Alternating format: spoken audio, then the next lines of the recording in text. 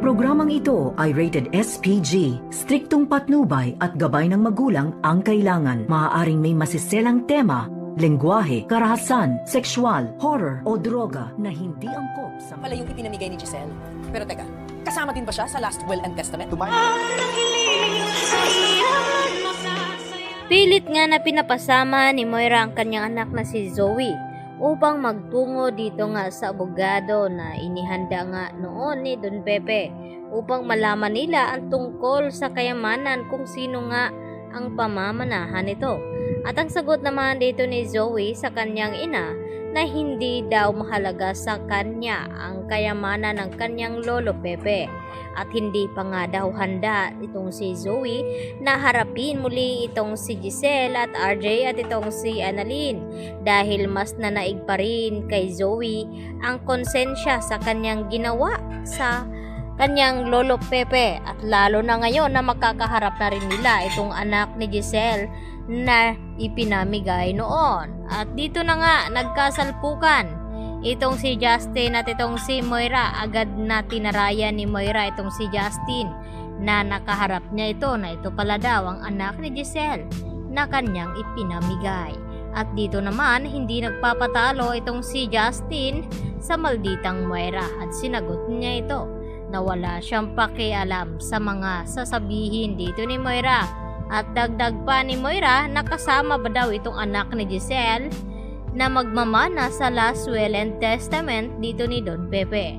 At maya-maya nga ay narinig na nga dito nila Moira at RJ at Giselle at Justin ang sinabi ng abogado ni Don Pepe na ang magmamana daw sa last will and testament ay walang iba kundi itong si Annalyn Santos.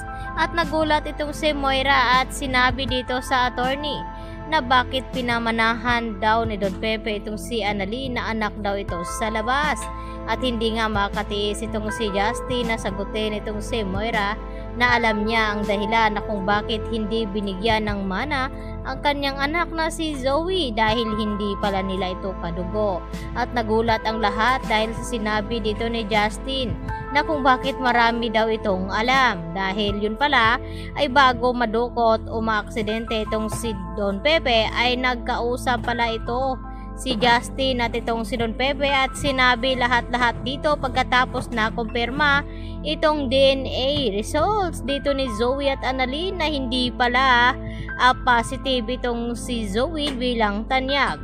At dahil dito hindi nakabilang itong si Zoe sa last will and testament dito ni Don Pepe at lalong mas nagulat itong si Moira na walang makukuha kahit isang kusing itong kanyang anak na si Zoe dahil ang ipinamana ni Don Pepe dito naman kay Justin ay walang iba kundi itong Apex Hospital, kaya naman ay siya ang hihirangin na magiging co-owner ng Apex at ipakilala na nga ito ni Giselle at RJ sa buong ospital itong si Justin.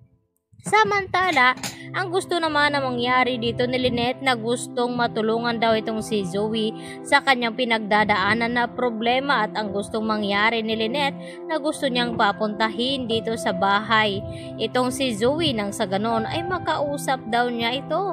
Kaya agad dali-dali na tinawagan ni Carlos itong si Zoe, subalit ay hindi nga ito sumagot kaya idinaan na lamang sa pag-text itong si Zoe dito ni Carlos at sinabi na gusto daw siya ang makausap ni Lynette at papuntahin dito sa kanyang bahay dahil narinig ni Carlos ang pag-uusap dito ni Chang Susan at Lynette at Diyosa na kung bakit panay daw ang tawag ni Zoe dito kay Doc Carlos Benitez at hindi itong si RJ ang tinatawagan at Giselle.